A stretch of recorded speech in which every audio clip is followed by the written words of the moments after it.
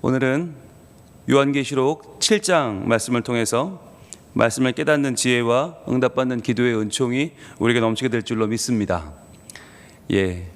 이제 요한계시록 7장 시작하도록 하겠습니다. 지난주에 저희가 특세를 하면서 요한계시록 1장부터 6장까지를 봤는데요, 많은 분들이 PPT를 정리해 드렸더니 도움이 많이 되셨다고 해서 계속 한번 해보려고 합니다. 물론 시간이 많이 걸리고 어렵긴 하지만 그래도 여러분이 복습하기 좋으실 것 같아서 일단 22장까지 한번 이렇게 PPT로 가보려고 합니다. 자, 먼저 지난 6장 복습해 보겠습니다. 6장은 인을 떼는 사건이었죠. 어린 양이 인을 뗍니다. 자, 떼자 어떤 일이 벌어졌습니까? 자, 약속이 이루어졌습니다. 인을 떼니까 하나님의 심판이, 재앙이 시작되었죠. 여러분, 말씀은 분명히 이루어집니다. 교회를 향한 약속의 말씀이 바로 요한계시록이다. 그게 지난주 결론이었고요. 두 번째, 심판과 구원의 두루마리는 신비로운 어떤 우리가 알 수 없는 두루마리가 아니라 바로 하나님의 말씀이다. 성경 말씀이 바로 그 심판과 구원의 두루마리라는 거였고요. 세 번째는 말씀이 명하시면 보냄받은 자들이 와서 뭘 해요? 전쟁과 기근과 사망으로 세상을 심판한다는 것이었어요. 분명히 하나님의 심판은 있다. 그래서 흰 말이 등장했죠. 속이는 자가 등장하고, 또 그 뒤로 붉은 말, 전쟁이 등장하고, 그 뒤로 검은 말, 기근이 등장하고, 그 뒤로 청황색 말, 사망이 등장을 했어요. 자, 그런데 그럼 사망이 끝이냐? 사망이 모든 것을 이기냐? 아니었죠. 바로 사망을 이기는 힘은 예수의 부활이다 라고 하는 말씀을 나눴습니다. 그래서 여러분, 요한계시록을 볼 때 무섭다, 힘들다, 어렵다가 끝이 아니라 그것을 이기는 최종 승리는 바로 예수 그리스도의 부활이다. 생명의 능력이라는 것을 여러분 분명히 기억하시길 바랍니다. 자, 그러면서 우리가 요한계시록 초반 구조를 좀 봤는데요, 여기 중요한 내용이 있어요. 이 초반에서 우리가 발견해야 될 중요한 게 뭐냐면 바로 1장과 2장, 3장까지는 지상교회에 대한 이야기였어요. 지상에 있는 반모섬에 유배되어 있는 요한에게 예수 그리스도께서 주시는 계시였고, 그것은 7교회에 대한 편지였죠. 여기서 지상교회가 나온다면 이것만 나오는 게 아니라 4장과 5장은 보좌 위에 앉으신 성부 하나님과 죽임당하신 어린 양 예수 그리스도, 바로 심판의 주체 되신 두 분을 보여주는 천상교회가 있다. 그러니까 교회라고 하는 것은 지상에 있는 교회가 다가 아니고 하늘나라의 천상교회도 있다. 한편으로는 천상교회가 다가 아니고 이 땅 가운데 지상교회도 있다. 이게 뭐였어요? 바로 공간적인 초월을 보여주는 거예요. 여러분, 요한계시록에 대한 이 이해가 많이 있는데, 어떤 분들은 이거는 그 당시에 이 아시아 주에 있는 7교회에 대한 편지니까 우리와는 관계가 없다, 이건 이미 끝난 사건이다 라고 말씀하는 분들도 있고, 또 어떤 분들은 아니다, 이건 그냥 묵시록이니까 나중에 언젠가 이루어질 미래의 일이다, 하늘에서 이루어질 일이지 땅의 일은 아니다라고 말하는 분들도 있어요. 그런데 우리가 이 둘을 다 기억해야 돼요. 이것은 교회에게 주시는 말씀이고, 이것은 마지막 심판 때가 이루어지는 모습이기도 하다는 거죠. 그래서 교회가 어떻게 이 마지막 때를 준비해야 될 것인가를 알려주는 공간적인 초월이 있어요. 그런가 하면 여기엔 또 시간적인 초월도 있어요.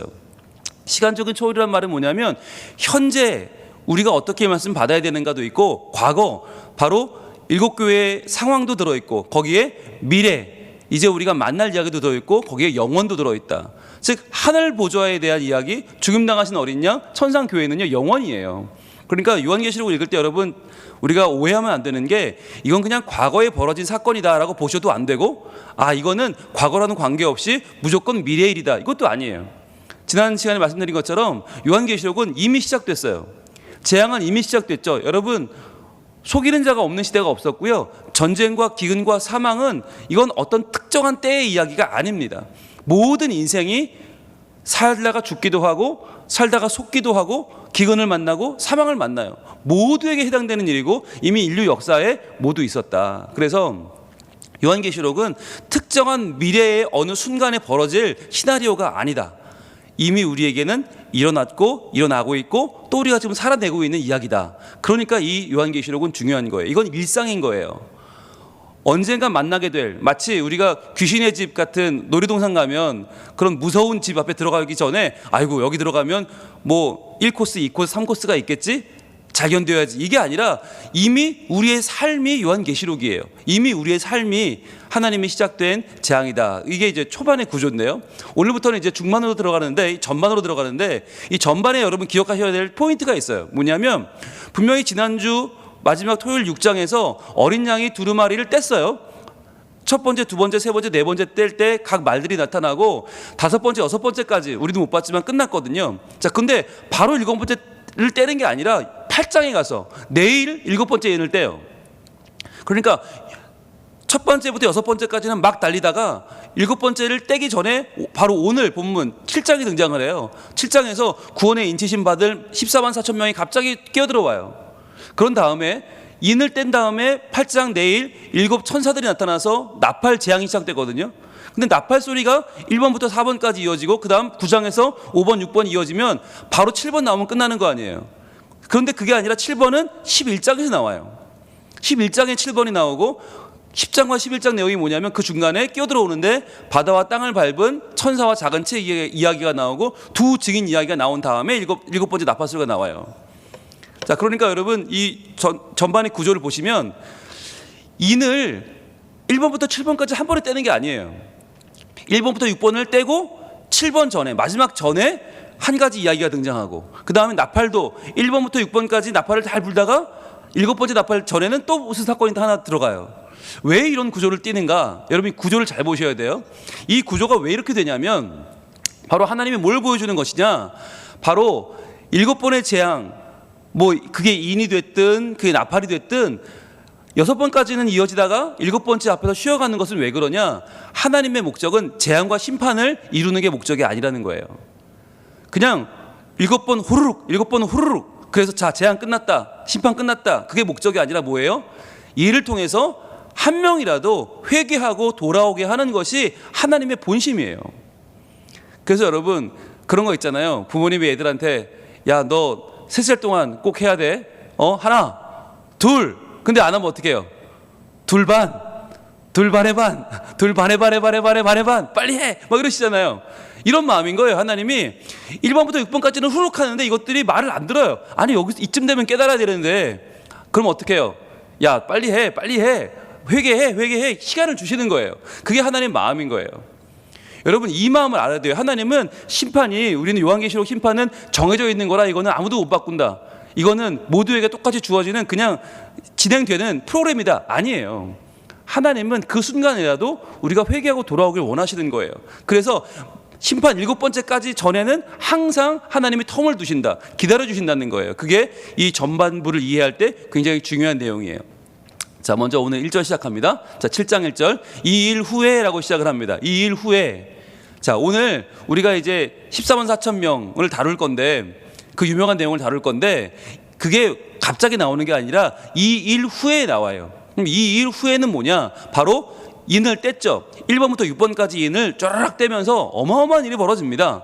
자, 우리가 1번부터 4번 본 것처럼 각종 말들이 등장하고, 그러니까 인생의 모든 재앙이 등장을 하고 5번, 6번을 뗄 때는요, 그야말로 하늘이 날아가 버리고 온 세상이 그냥 그야말로 종말의 때를 맞이해요. 자, 그때 마지막 절, 바로 우리가 앞에 6장 마지막 절 17절 이렇게 기록을 합니다. 우리 함께 같이 읽어볼까요? 시작. 그들의 진노의 큰 날이 이르렀으니 누가 능히 서리요. 이렇게 6장이 끝나요. 자, 여러분 진노의 큰 날이 이르렀어요. 누가 능히 서리요. 이 말이 뭐예요? 진노를 피할 자가 없다는 거예요. 피할 수 있는 사람이 없다. 이 진노를 피할 수 있는 사람은 아무도 없다. 인간의 능력으로, 인간의 선함으로, 인간의 공로로는 피할 수 없어요. 그러면 어떻게 할 거냐?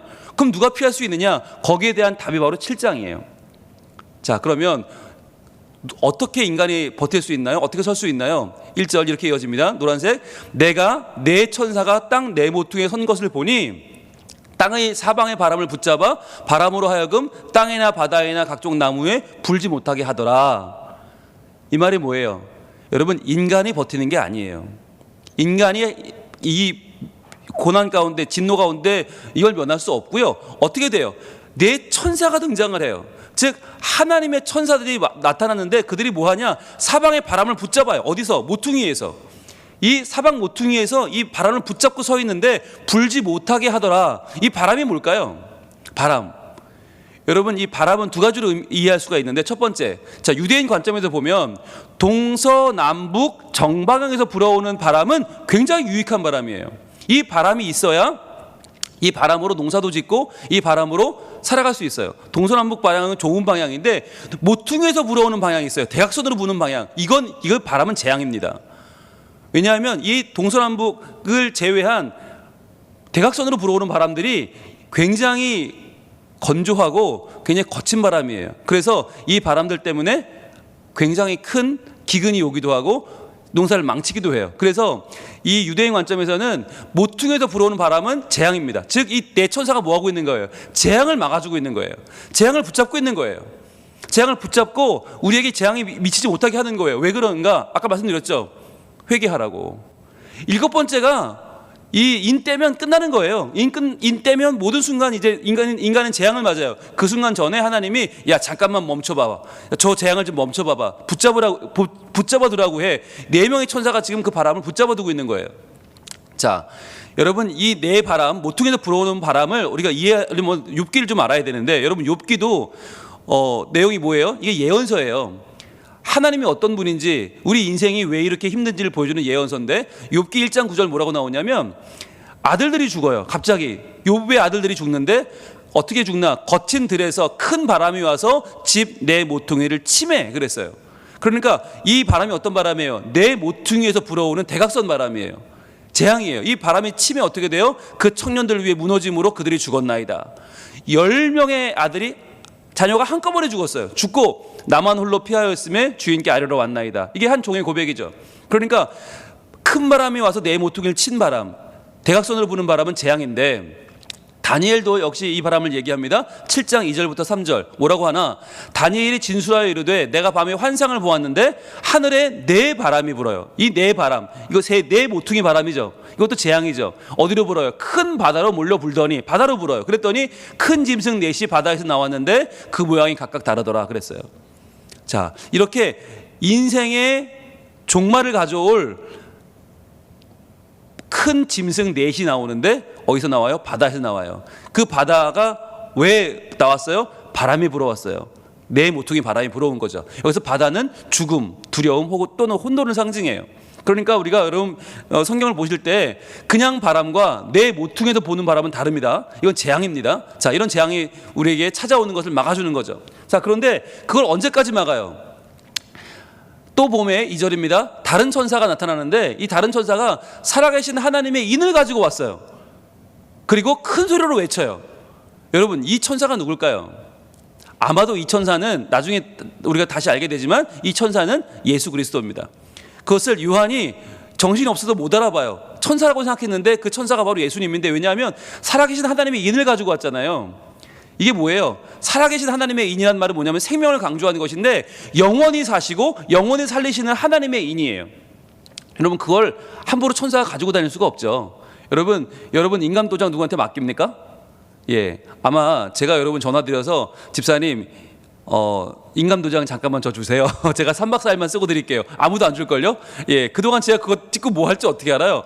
여러분 살아계신 하나님의 인은 아무한테 안 맡겨요. 이건 예수님이에요. 예수님께서 영원히 사시고 영원히 살리시는 하나님의 인을 가지고 오셨어요. 그리고 우리 큰 소리로 외쳤어요. 여러분 이게 마치 사자처럼 웅장하게 울리시는 예수님의 음성을 말하는데 자, 이 인이 뭐냐? 스프라기다라고 하는 헬라어는 뭐냐면 소유권입니다. 소유권. 즉 예수님이 하나님의 소유권을 붙잡고 계시는데 그럼 이 인을 우리가 친다고 그러잖아요. 이 인침 받는다고 그러잖아요. 구원의 인침. 그럼 구원의 인에는 뭐라고 써 있을까요? 1번 알 수 없다. 2번 알 수 있다. 네, 알 수 있다. 우리는 마치 이 구원의 인이 우리는 모르는 그냥 뭐 이상한 언어라든지 우리는 신비로운 언어, 미스테리라고 생각을 해요. 근데 아니에요. 성경에 정확히 나와 있어요. 이 구원받는 자에게 치는 인에 뭐라고 써 있나? 바로 요한계시록 14장 1절에 이렇게 써 있어요. 어린 양과 그 아버지의 이름이 써 있다고. 그 인에는 어린 양과 그 아버지의 이름. 이게 뭘 말해요? 구원에 다른 요소가 없다는 거예요. 구원받게 하는 다른 요소는 없다. 얼마나 확실하면 구원받는 자에게 치는 인이 딱 뭐냐? 어린 양의 이름, 그 아버지의 이름, 끝이에요. 아무것도 없어요. 뭐 그가 이 땅에서 무슨 공적을 행했다, 무슨 행위를 했다, 뭘 잘했다, 뭐 교회를 크게 세웠다, 뭐 몇만 명 목회를 했다, 없어요. 아무것도 없어요. 어린 양을 믿으면 되고 그 아버지를 믿으면 돼요. 그 이름을 붙잡으면 돼요. 여러분, 이름이라고 하는 게 중요한데 성경에서 이름은 존재예요. 이름을 안다는 건 뭐예요? 그 사람을 안다. 그 존재를 안다. 그게 뭐예요? 경험치로 하는 거예요. 머리로 아는 게 아니고 공부해서 아는 게 아니고 그분을 겪어내서 아는 거예요. 여러분, 우리가 지금 이걸 하고 있어요. 우리가 지금 요한계시록 말씀을 공부하는 게 지식을 채우는 게 아니고요, 우리 삶을 돌아보는 거예요. 아, 그렇구나. 내가 살면서 이렇게 힘들었는데 예수 이름 붙잡고 견뎌왔는데, 아, 하나님 나를 도와주셔서 여기까지 왔구나. 그게 내가 하나님의 이름을 알아가는 것이구나. 그게 뭐예요? 그게 인침을 받는 거예요.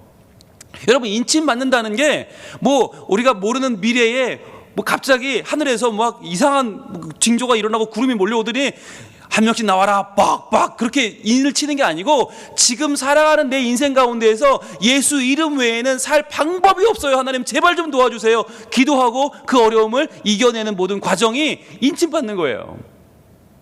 이 세상은 구원이 돈에 있다고 말하고 명예에 있다고 말하고 성공에 있다고 말할 때, 하나님의 이름만 붙잡고 울며 불며 애통하며 가난한 심령으로 살아가는 자들에게 복이 있어요. 그 복이 뭐예요? 인침받는 거예요.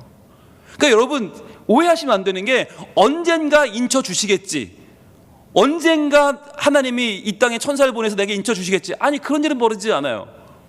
예수 그리스도의 이름을 믿는 자, 하나님의 이름을 의지하여 현재의 어려움을 이겨내고 때로는 칠지라도, 넘어져 실패하고 엉엉 울지라도 하나님의 이름만 붙잡고 살아가는 그 자에게는 하나님이 인을 쳐주시는 거예요. 여러분, 인침도 못 받고 구원도 못 받았는데 교회 뭐하러 다니세요? 뭐하러 예수 믿어요? 뭐하러 새벽같이 나와서 요한계시록을 배우고 있어요? 구원을 받았으니까 우리가 이 말씀이 들어오는 거예요. 인침을 받았으니까 이 말씀이 내게 생명의 말씀이 되는 거예요. 여러분, 자신감을 가지시면 좋겠어요. 이단들이 그래요. 니들은 인침 못 받았다고, 우리만 받았다고, 우리는 그걸 안다고, 니들은 모르지? 놀려요. 그 우리는 두려워져요. 내가 못 받았나? 나 구원 못 받았나? 아이고, 어떡하지? 이런 마음이 들어요. 여러분, 열등 가지실 필요가 전혀 없어요. 신앙의 열등감은 몰라서 오는 거예요. 모르니까 두렵고 모르니까 불안하고, 자신 있게 말하는 이단들이 우리는 마음이 왠지 부러워요. 여러분, 부러우면 지는 거예요. 우리가 이미 인침을 받았어요. 자, 그러면 보세요. 이렇게 말합니다. 이르되 우리가 우리 하나님의 종들의 이마에 인치기까지 땅이나 바다나 나무들을 해하지 말라 하더라. 이렇게 말을 해요. 자, 근데 여러분, 이 천사 단수였어요, 아까. 그죠? 천사는 단수인데 왜 우리라고 할까요? 우리가 우리 하나님의 종들의 이마에 인치기까지 왜 우리라고 할까요? 요한이 헬라어를 잘 몰라요? 하나님이 잘 몰라서 이거 틀리는 거예요? 왜 단수인데 우리라고 할까? 여러분, 이게 중요한 표현이에요. 화자의 권위를 강조하는 장엄 복수형이라고 하는 표현이에요. 장엄 복수형. 여러분, 이걸 아셔야 돼요. 성경에 굉장히 중요한 표현인데, 성경은 한 명이 한 가지 일을 해도 그가 굉장히 권위를 가지고 일할 때 그것을 마치 여러 명이 하는 것처럼 표현해요. 마치 이것은 인원을 알 수 없는 정말 많은 사람들이 일하는 것과도 같다. 장엄 복수형이라고 표현을 해요. 이게 언제 등장하나? 창세기 1장에 나와요. 자, 하나님이 이르시되 우리 형상을 따라서 우리의 모양대로 우리가 사람을 만들고, 그래요. 창세기 1장 26절에. 여러분, 근데 하나님이 여러분이에요? 여러분, 여러분 하나님 믿으세요? 아니죠. 우리 유일신을 믿어요. 하나님 한 분이에요. 근데 그 하나님 한 분이 자기 형상을 따라서 자기 모양대로 사람을 만드셨어요. 그런데 왜 우리 형상을 따라 우리 모양대로 우리가 사람을 만들자, 왜 여러 사람처럼 말하죠? 이게 장엄 복수형이다. 이게 성경에 나오는 굉장히 중요한 표현이에요. 그러니까 단수가 복수를 행할 때 이것은 권위를 강조하는 장엄 복수형. 그러니까 지금 여기서 말하는 이 천사는 누구예요? 예수님인 거죠. 적어도 예수님이나 하나님이 아니면 이런 표현 쓸 수 없어요. 천사가 아닌 거예요. 자, 그러면 중요한 거, 그러면 종들의 이마에 인 닫힐 때까지, 다 구원받을 때까지, 구원이 확인되고 확증될 때까지, 적어도 우리 자신이 구원받았노라는 걸 우리 마음에 확실히 믿고 주님만을 의지할 때까지 무슨 일이 벌어집니까? 땅이나 바다나 나무들을 해하지 말라고 해요. 여러분, 근데 땅이나 바다나 이게 뭐예요? 사람이 살아가는 모든 공간이죠. 이 당시에 하늘에서 살던 사람이 없으니까, 이 당시에는 땅이나 바다나 사람 사는 공간인데, 나무는 뭐예요? 나무. 이게 뭐예요? 그 당시에 감람나무, 포도나무, 나무들은요 굉장히 중요한 과실수고요. 이게 뭐냐? 이게 우리의 소유물을 말하는 거예요. 즉, 하나님은 우리가 구원받는 그날까지 우리를 지키시는데, 무엇까지? 우리의 소유물까지 지켜주신다. 우리의 소유물 하나도 하나님이 없어지거나 유실되거나 이게 헤쳐지는 걸 원치 않으신다는 거예요. 그래서 여러분, 이게 만약에 하나님이 우리 영혼만 구원히 여기시고 우리 사람만 구원히 여기신다면, 중요하게 여기신다면, 내가 우리 종들의 이마에 인치기까지 그들을 건들지 마라, 이게 맞잖아요. 그런데 땅이나 바다나 나무들을 해하지 말라, 이게 뭐예요? 땅에서 우리가 일하는 모든 우리의 삶의 현장을 건드리지 마라. 바다에서 그물 던지고 교역하고 살아가는 우리 삶의 현장을 건드리지 마라. 나무 하나도 건드리지 마라. 하나님은 우리의 영혼에 관심이 있는 것처럼 우리의 소유에도 관심이 있다. 자, 그런데 여러분, 여기에 아멘 하십니까? 아멘 하십니까? 예, 아멘 하신다면 여기부터 중요해요. 자, 심판과 재앙의 목적이 하나님의 백성들이 깨닫고 회개하여 구원을 인침받는 거, 이거 아니에요. 즉 우리 영혼 아니에요. 그런데 그 영혼이 인침받을 때까지 하나님은 우리의 소유 하나라도 함부로 상하지 못하게 하신다. 여기에 아멘 하신다면 여기부터 중요한 게 시작이 돼요. 이건 그럼 뭐냐? 하나님이 우리의 돈과 재산을 지키기를 기뻐하시는구나. 그러니까 내가 하나님께 내 재산을 위해서 기도하고 내 재산을 더 불려달라고 하나님께 떼를 써야지. 이렇게 연결되면 돼요, 안 돼요? 안 돼요. 왜? 이거 무슨 말이냐? 바로 이런 말이에요. 하나님의 백성이 인침받을 때까지 우리의 소유 하나까지도 해하지 말라고 하시는 것은 우리의 소유가 중요해서가 아니에요. 우리가 생각하는 것처럼 하나님은 우리의 소유를 지켜주셔, 그게 아니라 뭐예요? 이처럼 하나님도 그의 소유된 우리를 끝까지 지켜주심을 우리에게 알려주시는 거예요. 봐, 너도 네 소유는 빼앗기는 거 싫지, 네 소유는 손해보는 거 싫지, 네 차는 긁히면 짜증나서 하루 종일 아무 일도 못하지. 네가 그럴진데 나는 어떻겠니? 너는 내 소유물인데. 그러니까 나는 네가 심판받고 네가 재앙받는 걸 견딜 수가 없어. 그러니 어떻게? 빨리 회개하고 돌아와라고 하는 거예요. 여러분, 이 마음을 아셔야 돼요. 많은 분들이 하나님이 우리의 소유물을 지켜주신다 그러면 그때부터 하나님은 필요 없고 내 소유물만 중요해져요. 그러면서 많은 분들이 그렇게 말해요. 이걸 바르게 이해 못하면 소유에 매달리게 되고 집착하게 돼요. 그런데 여러분, 진짜 이것을 바르게 이해하면 뭐예요? 하나님이 우리의 소유를 늘리거나 지켜달라고 기도할 것이 아니라 어떻게 해요? 우리가 우리의 소유를 하나님의 뜻을 따라서 바르게 사용하는 지혜와 믿음을 달라고 기도해야 되는 거예요. 왜? 나와 소유물과의 관계는 이게 중요한 게 아니라 더 중요한 건 하나님과 나의 관계를 보여주는 거니까. 그래서 여러분, 절대로 교회 와서 하나님 내 소유, 내 소유, 내 소유와 기도하면 아무 소용없어요. 하나님, 내가 내 소유물을 소중히 여기는 것처럼 하나님도 나를 소중히 여겨주시니 감사합니다.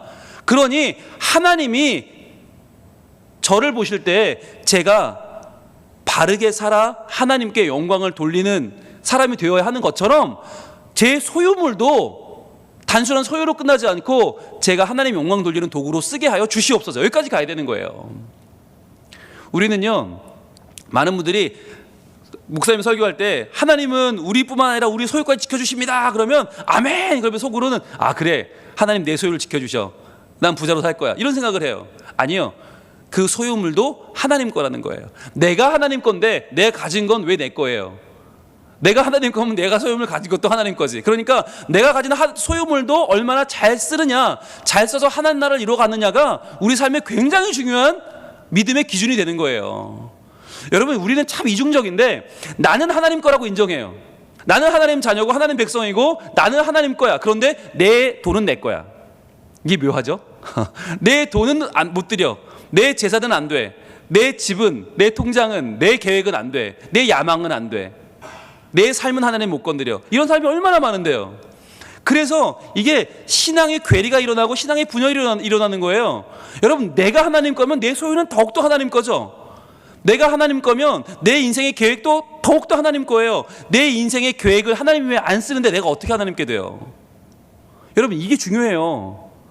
오늘 아침에 내가 하나님의 구원받은 인치심 받은 백성이라고 고백한다면 더 중요한 건 내 소유와 내 삶의 모든 계획과 꿈과 야망까지 전부 하나님 건 거예요. 그래서 하나님 뜻을 따라서 내가 이 소유를 바르게 사용하는 지혜와 믿음을 주시옵소서. 이 기도가 반드시 필요한 거예요. 자, 그러면 이제 중요한 내용, 제일 유명한 내용, 여기서 인침을 받은 자, 내가 인침을 받은 자의 수를 들으니 이스라엘 자손의 각 지파 중에서 인침을 받은 자들이 14만 4천 명이니, 자, 그렇죠, 14만 4천. 이게 뭘까요?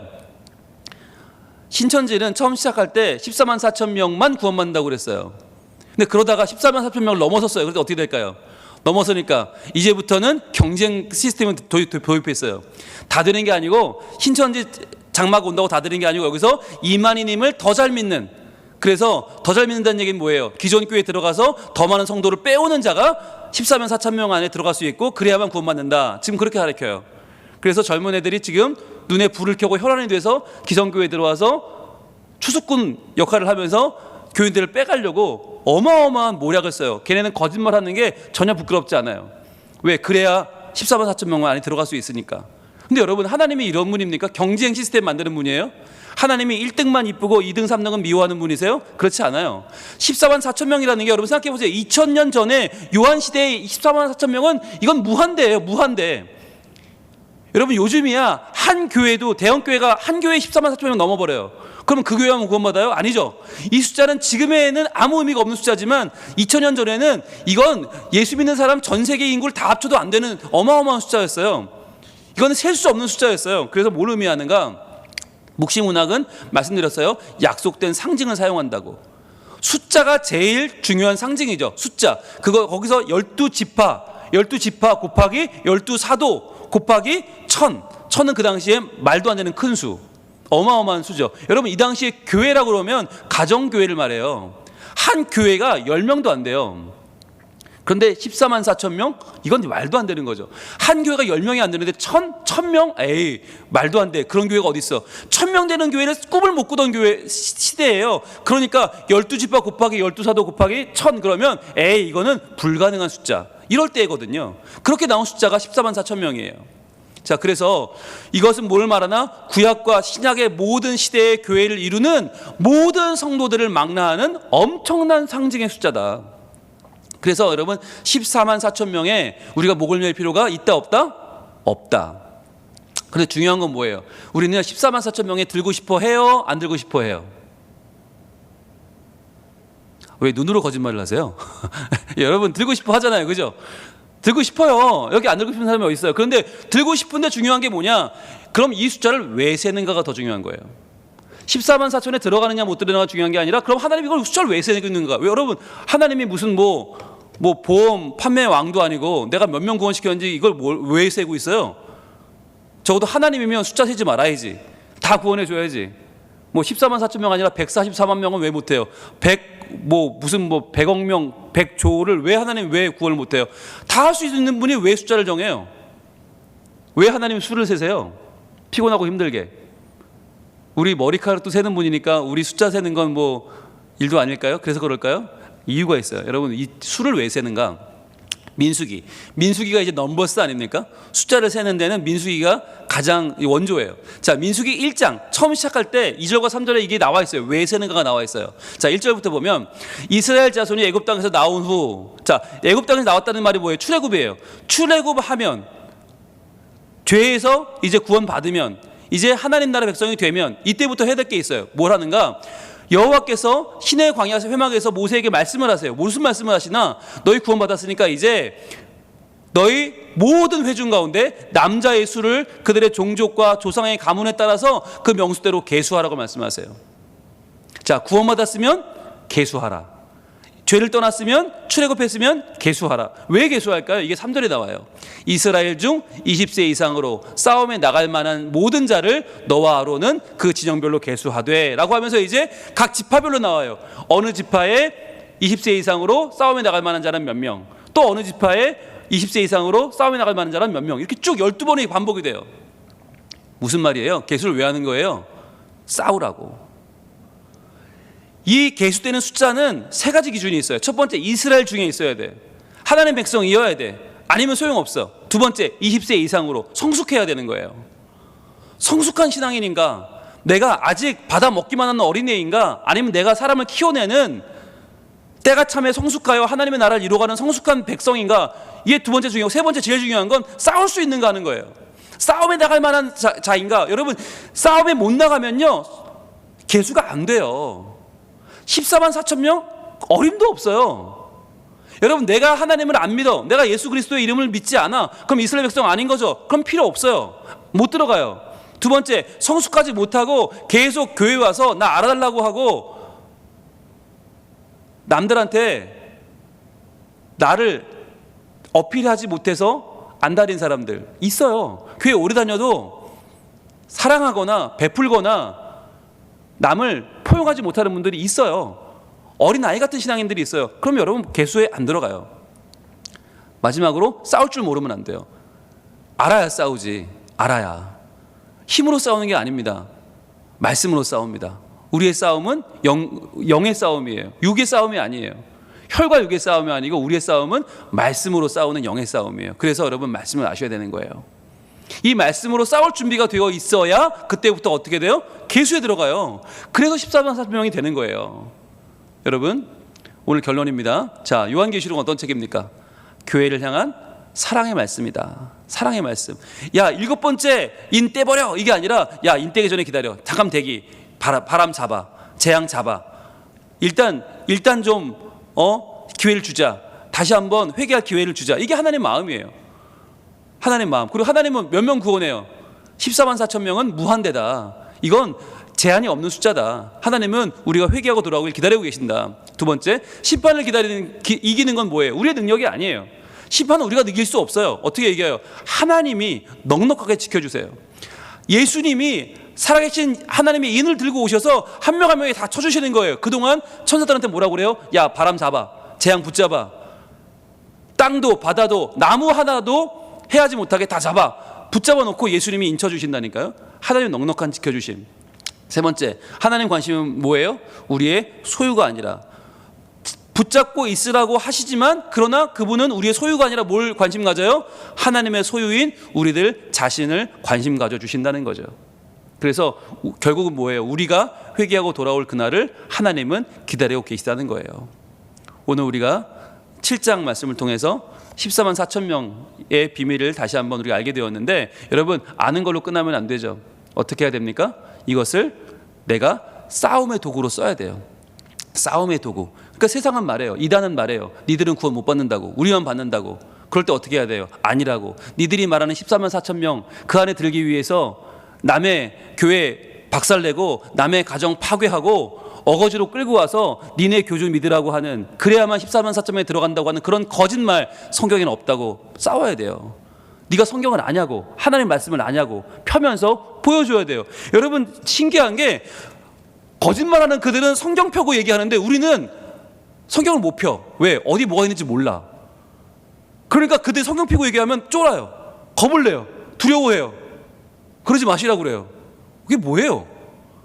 거짓말하는 자들은 훈련받아서 성경을 쓰는데 정작 진리를 가진 우리는 성경을 못 써. 그러니까 밀리는 거예요. 그러니까 영적인 열등감이 시달리고 그러니까 나는 수십 년 교회 믿어도 교회 다녀도 아무 소용 없는 것 같고 배운 게 없는 것 같고 그 다음에 밀려요. 여러분 왜 그러고 사세요? 싸워야 됩니다. 14만 4천 명은 전쟁에 나와 싸울 만한 수를 계속하는 거다. 여러분 그 안에 드셔야 될 거 아니에요. 이번 요한계시록 강해를 여러분 열심히 배우시길 바랍니다. 열심히 공부하시길 바랍니다. 지난주 특세 일주일 동안 PPT 만드느라 제가 하루에 6시간 7시간씩 제 뼈와 살을 갈아 넣었어요. 왜 했을까요? 특세니까 좀 잘 보이려고 그랬을까요? 특세니까 여러분 조금 특별한 시간 보내시라고? 아니요. 승리하시라고. 승리해야 되니까.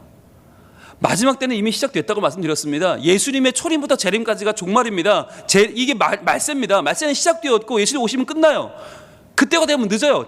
지금 하나님 말씀을 바로 알아서 그 말씀으로 훈련받고 말씀으로 내가 싸워서 승리하는 하나님 백성, 거룩한 백성으로 오늘도 세상 가운데 나가서 큰 소리치고 하나님의 구원을 선포하는 우리 성민가족들 될 수 있기를 우리 하나님 원하고 계십니다. 기도하겠습니다. 하나님, 14만 4천이 무엇인지, 인침받는다는 것이 무엇인지 저희가 잘 몰라서 이단들이 함부로 떠드는 소리에 기가 죽어 살았습니다. 저들이 말하는 그 숫자에 저희들 가슴이 졸아들고 어떻게 해야 과연 이 어려움을 이겨낼 수 있을지 말씀을 몰라서 그동안 많이 헤매 돌았습니다. 그러나 주님, 이제 말씀을 깨닫고 이 말씀으로 이단과 싸우고 세상과 싸우고 내 자신과 싸워 이길 수 있는 전쟁에 나갈 만한 하나님의 사람, 이스라엘 사람 중 20세 이상으로 싸움에 나갈 만한 모든 자, 그 계수 안에 우리도 들어가게 하여 주시옵소서. 주여, 준비된 하나님의 자녀가 되어 하나님의 군사가 되어 이 마지막 때 영적 싸움에서 밀리지 않는 하나님의 거룩한 백성 되기를 소망하오니 이 말씀으로 우리를 무장시켜 주시고 이 말씀을 깨달아 예수 그리스도를 알고 예수 그리스도를 전하고 예수 그리스도로 살아가는 우리 모든 거룩한 하나님 백성 되게 하여 주시옵소서. 예수님 이름으로 기도합니다. 아멘.